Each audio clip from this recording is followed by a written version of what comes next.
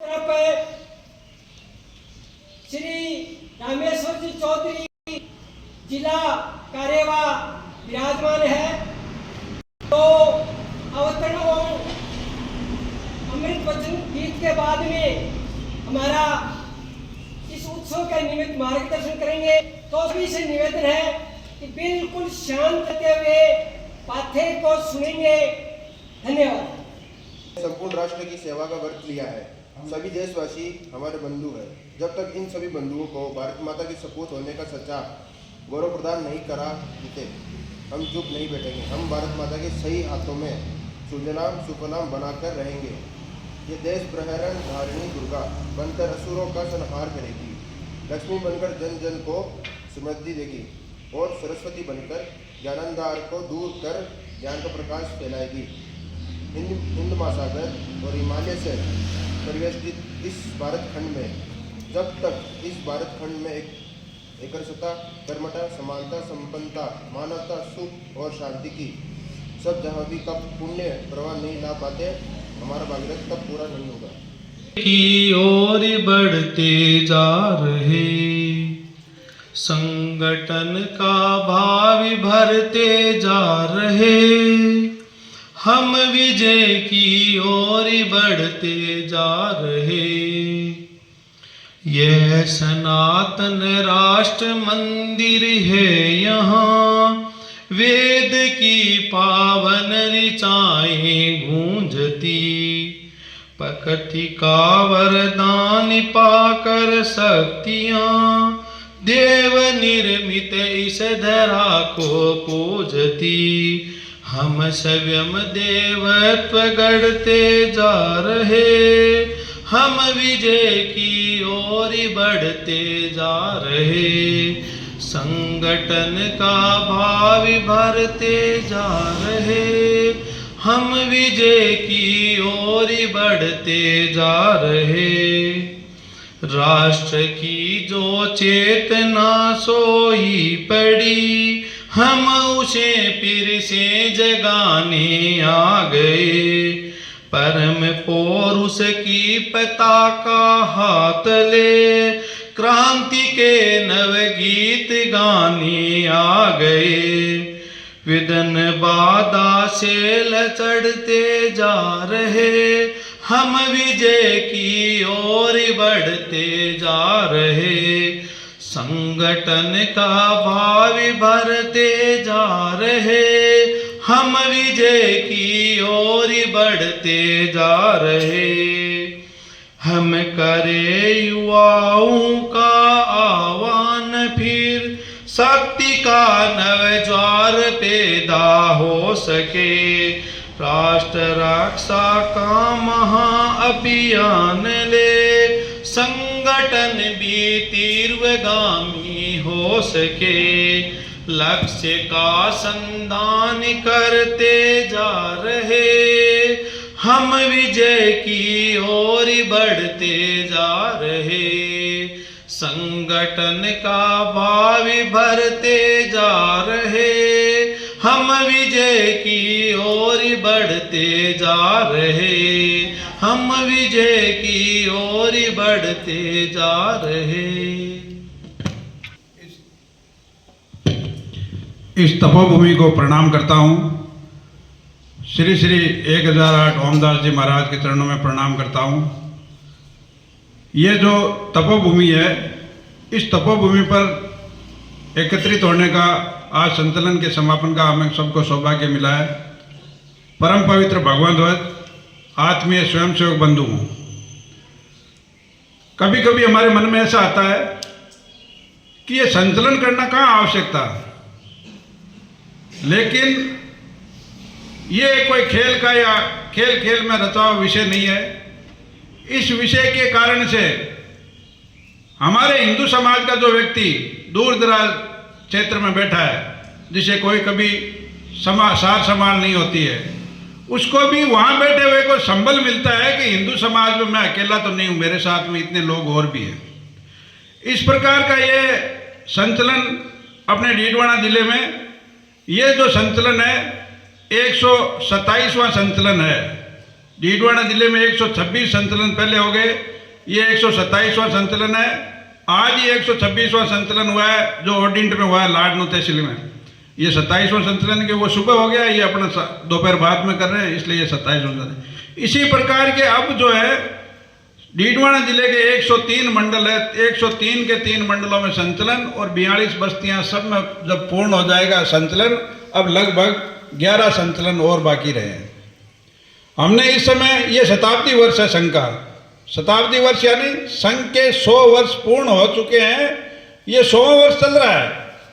2025 की जो विजयदशमी आएगी उस विजयदशमी के दिन हम जो है ये संघ जो है 100 वर्ष अपने पूर्ण करेगा।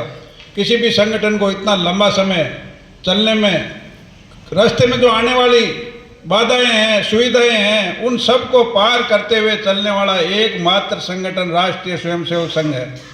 बाकी के संगठन इसको देखकर जो बने और बिगड़ते गए, लेकिन ये एक संगठन सतत 100 वर्षों से चलता आ रहा है।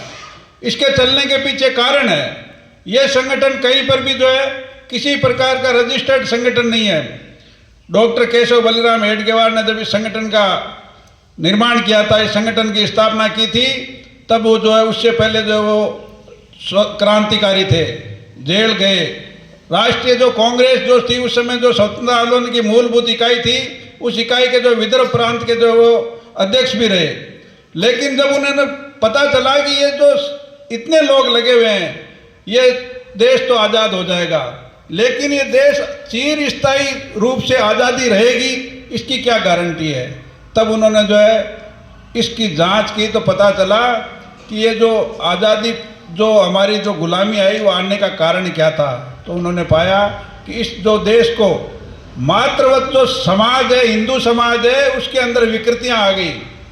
उसको उसने जो सारे के सारे उसके क्रियाकलाप थे, उन क्रियाकलापों को अपने को छोड़ दिया, छोड़कर और दूसरे कामों में लग गया, स्वार्थ के भेदभावों में लग गया, किसी प्रकार के जातिगत भेद करने लग गया, क्षेत्र के भेद करने लग गया, परिवारवाद करने लग गया। इस कारण से जो इसमें जो है सारी की सारी विकृतियाँ आई। हमने जो है मंदिरों को छोड़ दिया।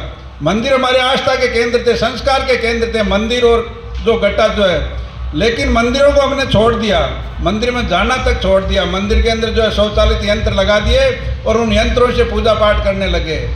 हमने जो हमारा जो गट्टा था, उस गट्टे को बदनामी का क्षेत्र बना दिया। गट्टे पर बैठकर 5 लोग जो है न्याय करते थे, उस न्याय के क्षेत्र को हमने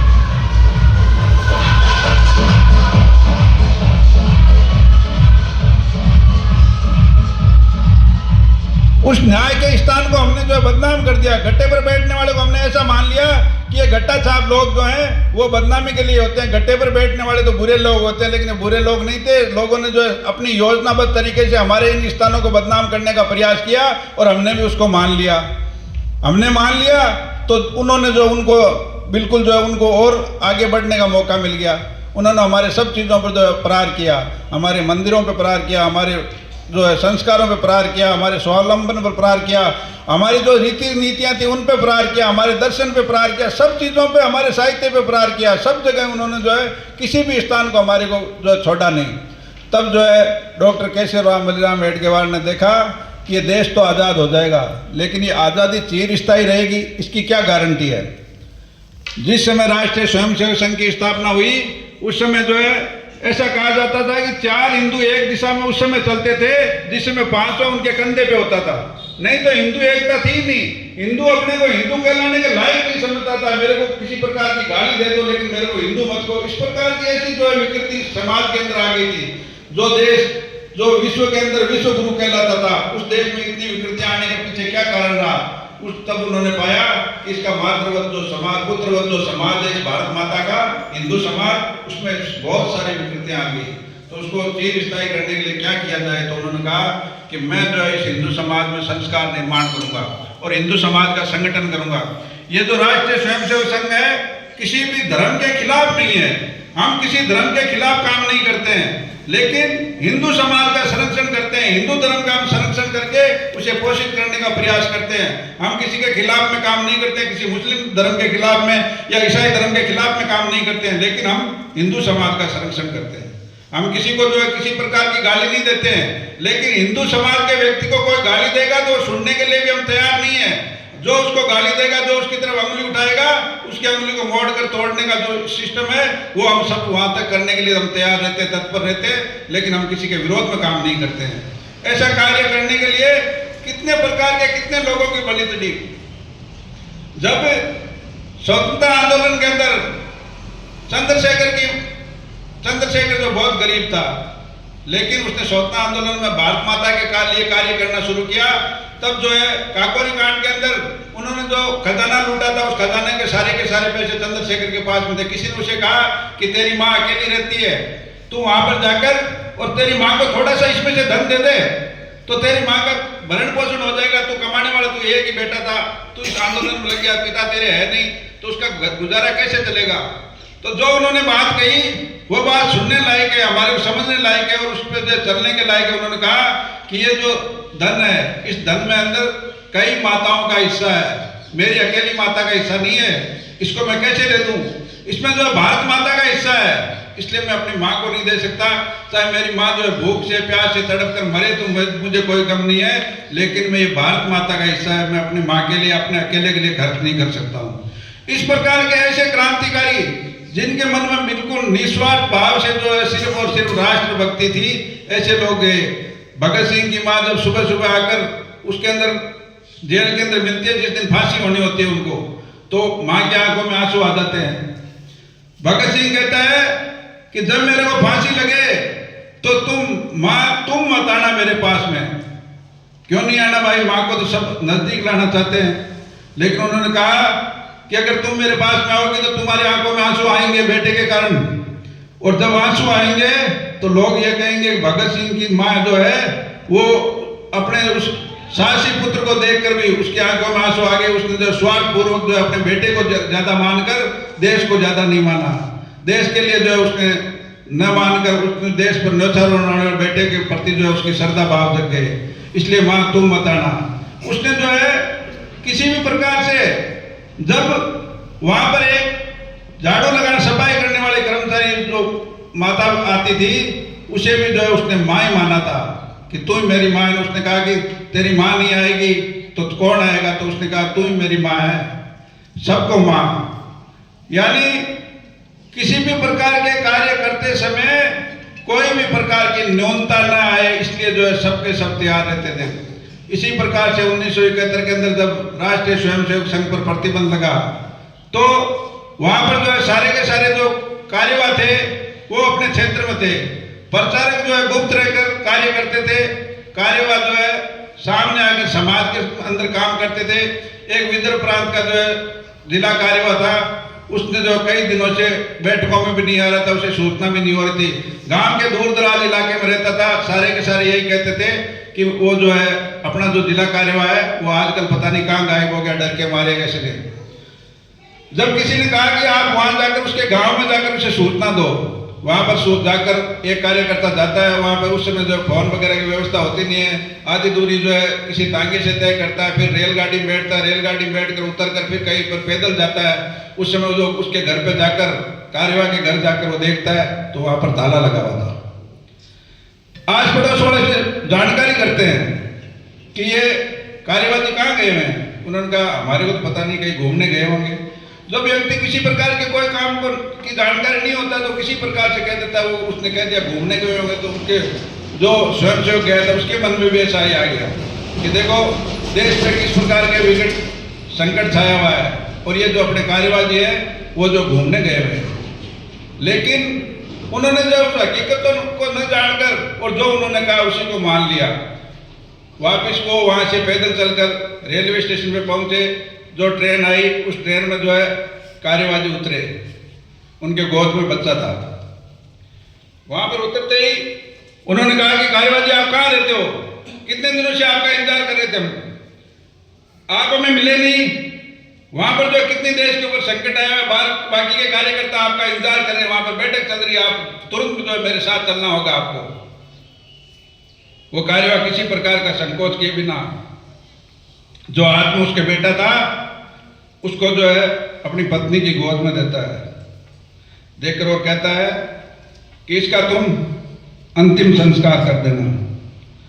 वो कहती है किसी प्रकार का मेरे पास में धन नहीं है,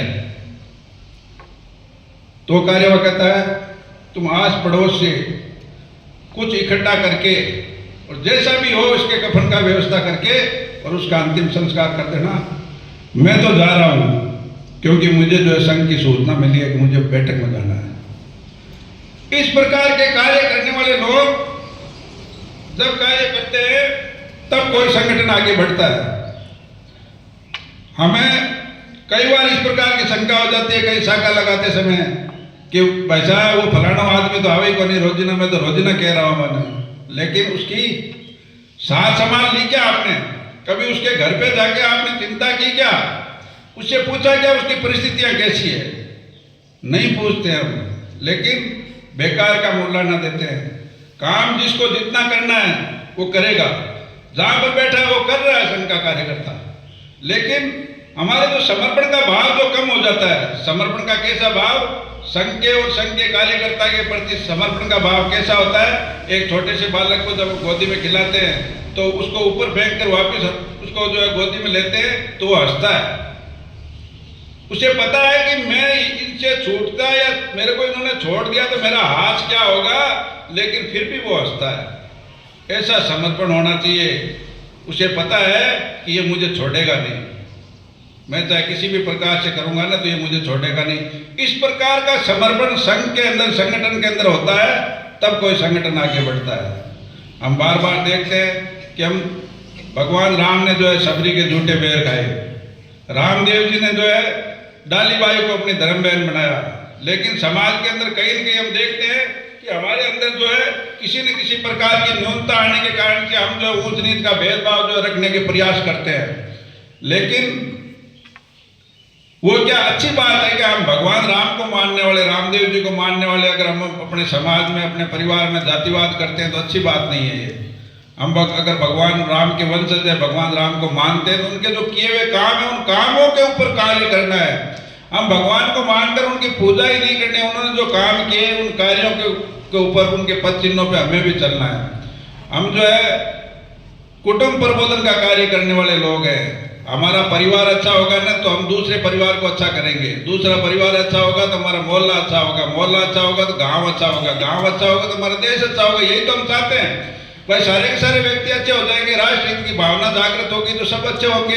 तो यही तो संघ चाहता है, और जो संघ चाहता है वो समाज करने लग गया, उसके बाद में संघ की कोई आवश्यकता नहीं है। संघ का विलय समाज के अंदर हो जाएगा, संघ की फिर कोई आवश्यकता नहीं रहेगी। लेकिन जब तक समाज कार्य को न्यूनता पूर्वक करता है तब तक संघ को जो है बहुत ताकत लगाकर कार्य करने की आवश्यकता है। अब जो है थोड़े से संघ के संगठित होने से, हिंदू समाज के थोड़ा सा संगठित होने से लोगों के मन में जो है पेट में मरोड़े आने लग गए हैं। लेकिन वो ये नहीं जानते कि जो लोग बड़े भाई का कुर्ता और छोटे भाई का पजामा पहनने वाले लोग जब हमारे समाज के अंदर आकर हमारे को बिखराव करते हैं तब जो वो किसी भी प्रकार के वो जातिवाद नहीं देखते हैं। आपने अफगानिस्तान देखा, बांग्लादेश देखा, वहां पर जो है किसी की जाति पूछ के नहीं कि ये मेघवाल है, ये जाट है या राजपूत है, इसको कम मारोगे, ये ठाकर साहब है, ठाकर साहब ने तो थोड़ा बैठा जिमाओगे, ऐसा कभी नहीं कहा उन्होंने। तो सब हिंदुओं को बराबर तरीके से मारा है वहां पर और बराबर तरीके से नुकसान पहुंचाया है। वहां पर जो नौकरियां छुड़वाई है तो सबकी जो है बंदूक के नोक के बल पर छुड़वाई है।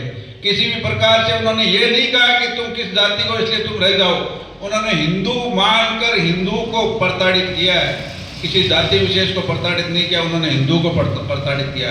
कश्मीर से जब भगाए गए तो उन्होंने जो है ऐसा मान लिया कि कश्मीरी पंडितों को भगाया। और कश्मीरी पंडितों को भगाने के लिए तो ये तो एक विद्वेष पैदा करने के लिए हमारे साथ में किया गया। बाकी कश्मीर में जितने भी हिंदू थे सबको प्रताड़ित किया उन्होंने वहां से। किसी भी प्रकार से उन्होंने फिर जो है समाज को या उस समय जो सत्ता थी उन लोगों को ये लगे कि ये कश्मीरी पंडितों के नाम से जो ये अलग अलग हो जाएंगे, इस कारण से बाकी सबको बराबर ही मारा उन्होंने, अपनी बहन बेटियों को छोड़कर, और तुम यहाँ से निकल जाओ। इस प्रकार के जो प्रत्येक मस्जिद से इस प्रकार की आवाज़ लगी थी और वहाँ पर जो निकल के गए। आज के जो हमारे जो अभिनेता अनुपम खेर, उनके कभी जीवनी आए या उनके यूट्यूब पर सर्च करके आप सुनना किस प्रकार से कैसे कैसे प्रताड़ित किया था उन्होंने। बच्चे को ऊपर फेंक कर भाले की नोक पर जो है उसको डालकर और मारा गया। बहन बेटियों के साथ में कैसा दुर्व्यवहार किया, ये हम हमारे भुलाने की कोशिश करते हैं, लेकिन हम भूले थोड़े हैं। सरकार ने उस समय के जो भी सत्ता में थे उन लोगों ने हमारे साथ में कितना अन्याय किया। अरे एक ही गृह मंत्री बना था उस समय, बाकी के सारे गृह मंत्री और जो है धर्म को मानने वाले थे, लेकिन एक ही गृह मंत्री बना था उस समय मुस्लिम। उसके बाद में जो है कश्मीरी पंडितों को उसी कार्यकाल में वहां से भागना पड़ा था कश्मीर छोड़कर। आज जब बसाने का प्रयास करते हैं तो किसी न किसी प्रकार की विद्वेषता पैदा की जाती है। हम ये नहीं कहते, हम किसी का विरोध नहीं करते, हम डराने का कार्य नहीं करते, लेकिन हिंदू समाज के साथ में कोई अन्याय करता है, अत्याचार करता है तो हम संगठित होने की बात करते हैं। अब संगठित होकर एक साथ में प्रयास करने की आवश्यकता है। पहले के समय में जो है मंत्र शक्ति काम करती थी, उसके बाद में तंत्र शक्ति काम करने लगी, फिर जो है शारीरिक शक्ति काम करने लगी, और ये कलयुग है। इस कलयुग के अंदर जो है संगठन की शक्ति काम करती है। संघ शक्ति कलयुग है। अगर आप संगठित हो तो संघ की शक्ति काम करती है, लेकिन अगर आप अकेले हो तो अकेले को आप कहीं पर भी प्रताड़ित किए जा सकते हो।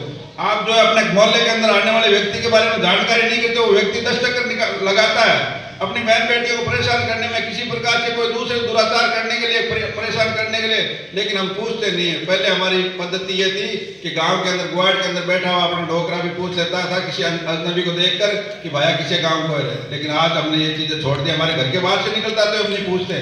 पूछना चाहिए, क्यों घूम रहा है भाई बार बार यहाँ पर, क्या चाहिए तेरे को, कहाँ से आया है। अगर ऐसा हम पूछेंगे, सब पूछने लग जाए तो वो जो है विदर्भी की किसी की ताकत नहीं है जो हमारे मोहल्ले में आकर कोई किसी तरह का दुराचार कर सके। लेकिन हमने जो इस प्रकार से हमने सबने तो ये मान लिया कि पड़ोसी को पीट रहे हैं तो क्या अभी तो पड़ोसी को पीट रहे हैं। अब मैं ऐसा नहीं सोच रहे कि तो अगला नंबर तो अगला घर तो मेरा ही है। आज पड़ोसी को पीट रहा है, कल मेरे को पीटेगा, परसों अगले पड़ोसी को पीटेगा। तो पहले से जब वो वहां से गांव में घुसा वहीं से उसको बाहर निकाल दो। जो गलत चीजें हैं उसको हमारे घर में मत आने दो। कई बार ऐसा लगता है हमें कि एक छोटा सा काम करने से मेरे इस करने से क्या होने वाला है। हम हमारे बच्चों को संस्कार देते समय किसी भी प्रकार की छोटी छोटी बातों की अगर जानकारी नहीं करेंगे तो हम जो हमारे बच्चों में संस्कार नहीं दे पाएंगे। हम कम से कम अगर हमने एक परिवार में रोजाना एक साथ बैठकर भोजन करने का ही बना लिया ना कि एक हफ्ते में सिर्फ एक दिन बैठकर भोजन एक साथ करेंगे, उससे भी बहुत बड़ा काम जो है घर के अंदर हो सकता है। अगर हम एक साथ बैठकर करेंगे भोजन तो हम उस समय जो है सारी की सारी बातें भी करेंगे कि क्या क्या हुआ आज दिन में, बच्चे ने क्या क्या किया। तो वो बच्चा हमारे को बताएगा कि मैंने ये किया वो किया, सारी बातें बताएगा। फिर उसमें जो हमारे को न्यूनता लगेगी उसे हम कहेंगे इसको थोड़ा सा और ठीक करने की बात है। अगर हमारे को कोई चीज अच्छी लगी तो उसकी पीठ तब छपाएंगे, नहीं ये काम तूने बहुत अच्छा किया। कोई उसने गलत काम किया तो उसके लिए हम उसे कहेंगे कि देखो ये काम गलत है, ये नहीं करना आपको। लेकिन हम भूल जाते हैं, हमें स्वार्थपूर्ण जिंदगी में धीरे धीरे रोजाना रसोई घर को जो हमने बना लिया होटल।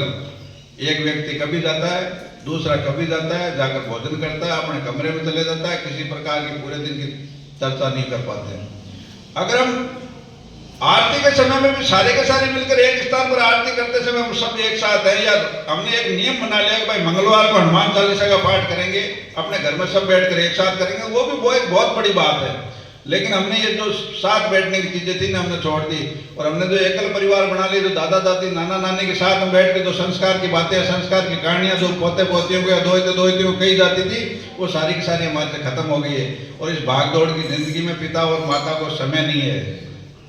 व्यक्ति काम करने वाला व्यक्ति है, वो कभी भी दिमाग लगाकर काम नहीं करेगा। दिमाग लगाने वाला व्यक्ति जो है किसी भी प्रकार के अच्छे कामों की ओर अग्रसर नहीं होगा। वो तो अपने स्वार्थ, जब दिमाग लगाएगा तो दिमाग से सोच बढ़ेगी, और वो सोचेगा तो अपना स्वार्थ ही सोचेगा। लेकिन जो दिल से काम करेगा ना, वो काम का किसी भी प्रकार से बुरा नहीं होगा, क्योंकि दिल से करने वाला काम सोच समझ कर करेगा, पूरे समर्पण भाव से करेगा। इसलिए जो किसी भी प्रकार के जो औरों को अच्छा लगता है वो काम करेगा, इसलिए वो काम अच्छा ही होगा, और समर्पण के भाव से करेगा तो और भी अच्छा होगा, उसमें सोने में सुहागा हो जाएगा।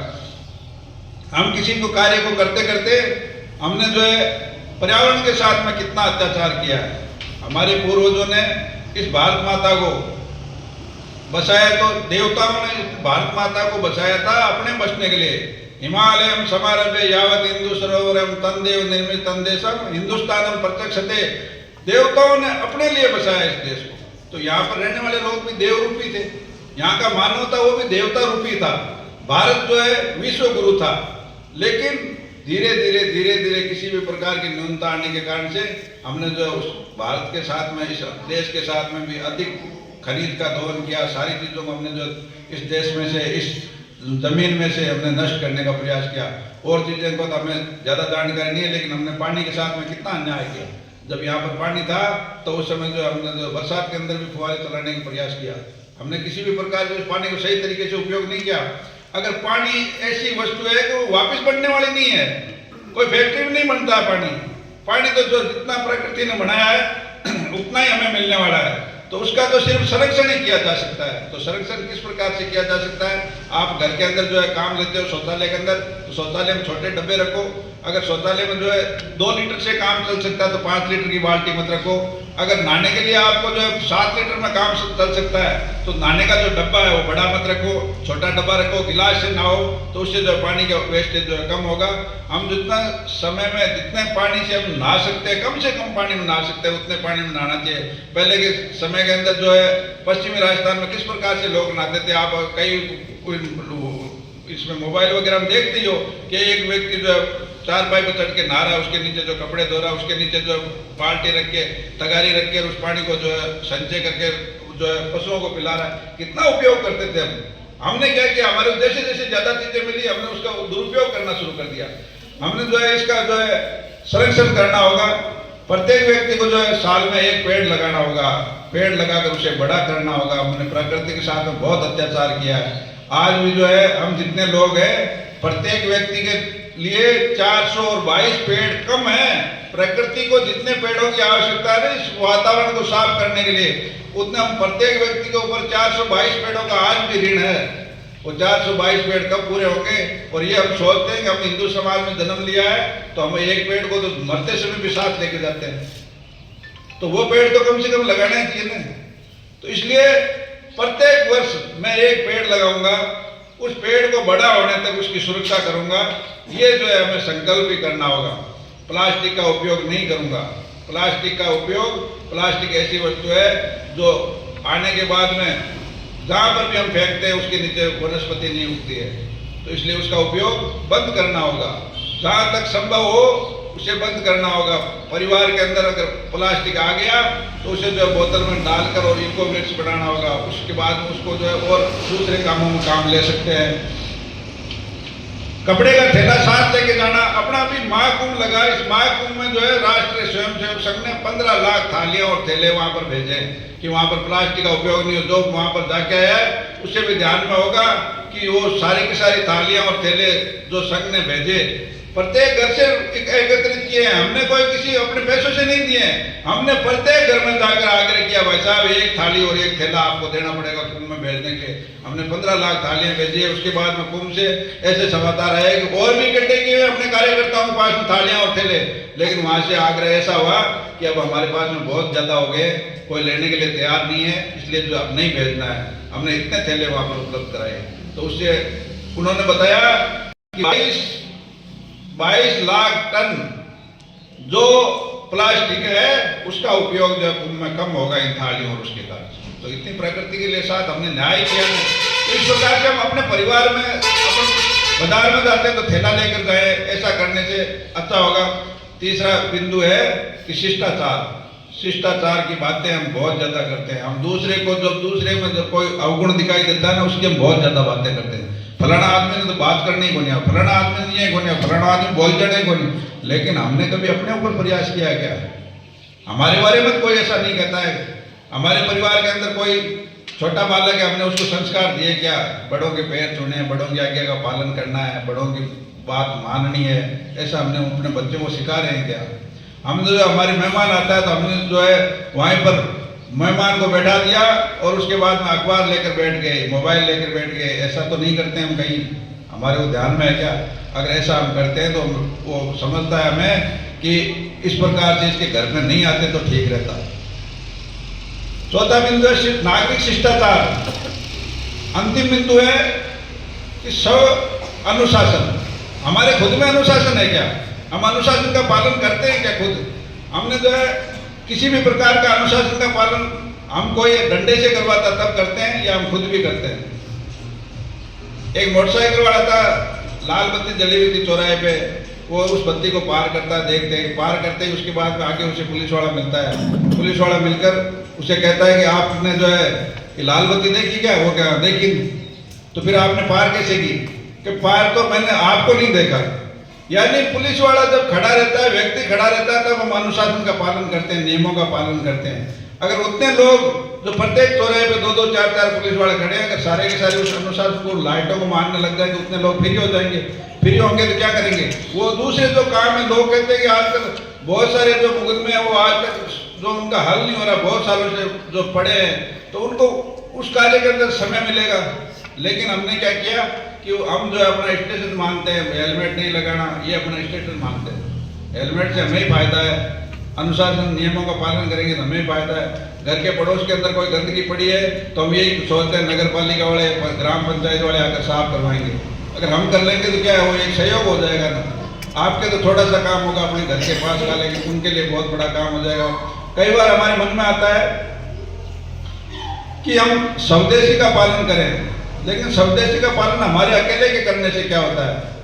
हम कभी विदेशी वस्तु है उसका उपयोग करते हैं कि आज भाई साहब ने कह दिया इसलिए विदेशी वस्तु को जो फेंक देना, ऐसा नहीं करना है। आपने जो भी विदेशी वस्तु खरीदी है उसको बहुत अच्छे तरीके से चलाना है। लेकिन जब तक आप जीवन जियो, जब तक आपके वो काम रहे, तब तक वो वस्तु उतनी चले।